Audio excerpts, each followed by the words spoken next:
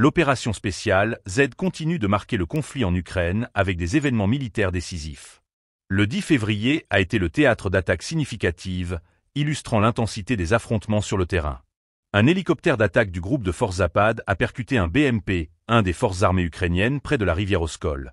Un incident qui met en lumière les capacités offensives et les méthodes agressives des forces russes dans cette région cruciale.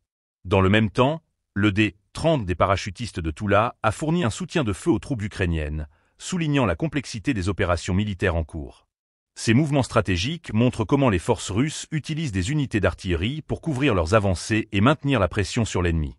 La dynamique de la guerre est ainsi marquée par des frappes ciblées, visant à affaiblir les capacités de l'adversaire tout en soutenant les propres troupes.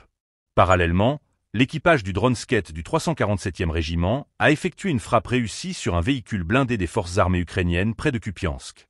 Cette opération montre l'importance croissante des drones dans les conflits modernes, où ils servent à collecter des renseignements et à mener des attaques de précision.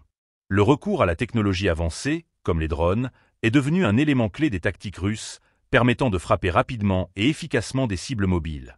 La journée du 10 février illustre ainsi une série d'événements qui renforcent la perception d'une intensification des combats. Chaque attaque, chaque mouvement sur le champ de bataille, contribue à façonner la situation militaire en Ukraine.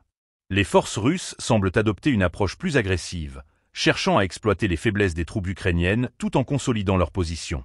L'évolution des opérations militaires dans la région est à la fois préoccupante et fascinante. Les incidents du 10 février rappellent que la guerre en Ukraine est loin d'être un conflit statique.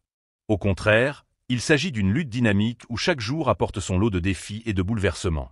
L'impact de ces événements se ressent non seulement sur le terrain, mais également dans la perception internationale du conflit, qui continue d'évoluer. À mesure que les opérations se poursuivent, il est crucial de suivre l'évolution de la situation. Les stratégies militaires des deux camps, ainsi que l'utilisation de nouvelles technologies, déterminent non seulement le cours du conflit, mais aussi les conséquences géopolitiques qui en découlent. Les jours et les semaines à venir seront déterminants pour évaluer l'ampleur des opérations militaires et leur impact sur l'issue de cette guerre.